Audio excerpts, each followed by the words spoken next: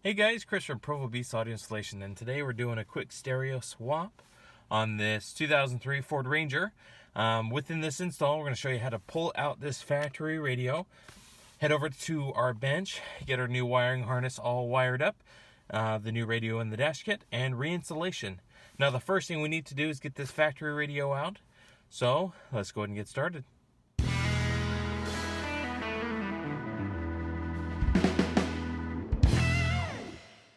Provo Beast Audio Installation channel is sponsored by NVX and Sonic Electronics.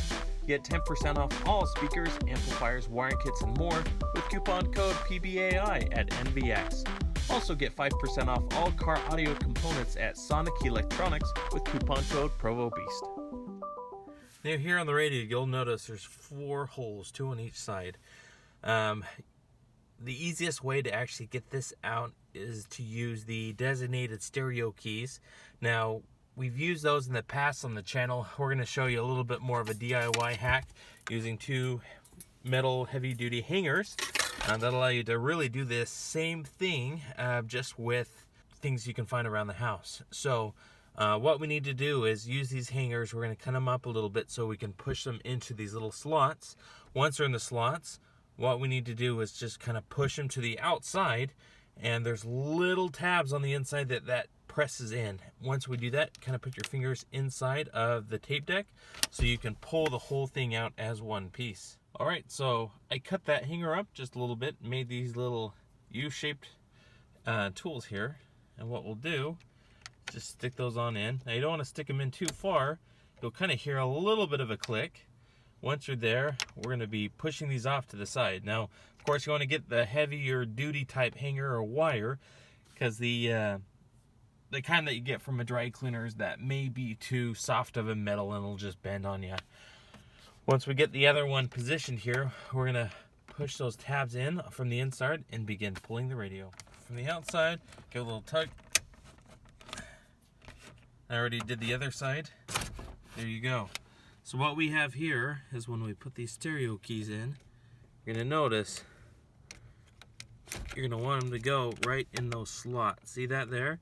So when you push out, it pushes those clips in, and that allows you on both sides just to slip it out. Now using your tape deck, it gives you a little bit of a grip on it so you can actually pull the radio out. But that's it.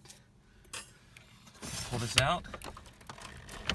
You're going to disconnect your ground, your antenna, and your main wiring harnesses. Once those are out, then we can connect our new harness and get our radio installed. Alright, so we've disconnected the radio. We have our main harness here. Now, somebody else looks like they've done something, the previous owner. Run new speaker wire to each speaker for one reason or another, and they also had other accessories in here. But here's our antenna. Now this is the non-amplified version. If you have the amplified version, then you'll need a slightly different harness. Most Ford Rangers from this year did not have the nicer amplified version, so you don't have to worry about that. Well, let's head over to the bench. We're going to show you the parts that we're going to be using for this install, and we're going to assemble our harness, get everything soldered and taped up, and get our radio in the dash kit. We'll head back here and get that thing installed.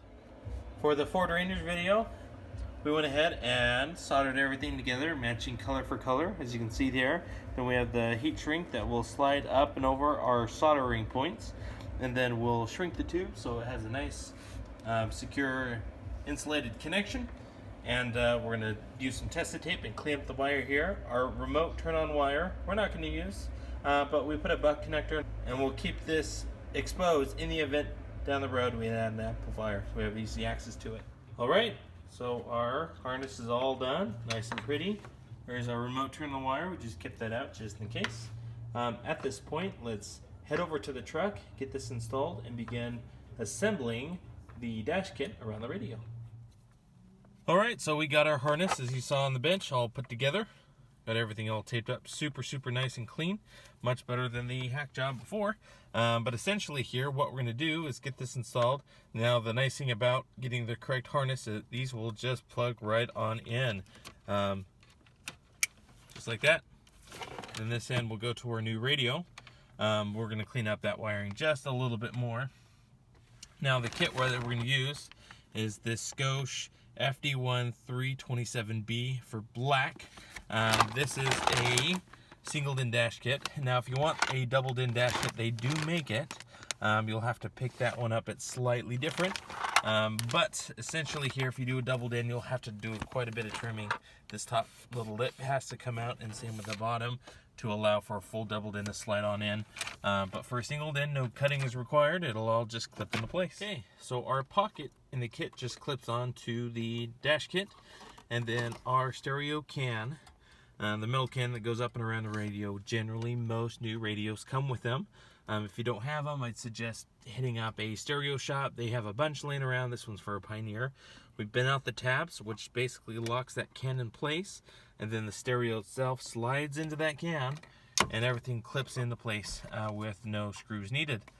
So what we're going to do before we actually get everything assembled is we also have a Bluetooth mic. Being that this is a Bluetooth radio, we want to make sure we get this installed, just so if a call comes in, the party on the other end is able to hear everything here in the truck. Alright, so you're in our Bluetooth mic. We just tucked it up in the headliner, and then this does come down pretty easily. Let's give this a little bit of a tug, just like so. What that'll do is get you enough space so you can run it down the weather seal, and then up underneath, just zip tie it to existing wiring, and then just fish it up into the dash. And here's the other end. So this time, let's go ahead and clip in our dash kit, hook up the wires, and give it a test.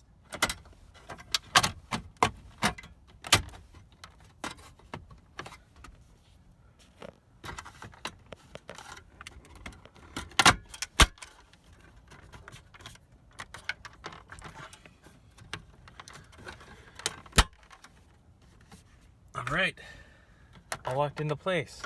That was a super tight fit. Okay, so let's now start connecting our harness. Okay, got everything hooked up. Now before we click it into place, let's throw the key in.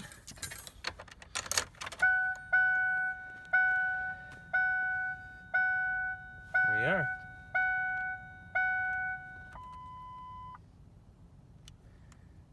Play this tune, and if you can tell me. There we are. It works great. All installed. That's about it. If you have any questions on this install, just go and post a comment below. Thanks guys for watching the channel. We appreciate the support. Don't forget to subscribe, and we will see you in the next video.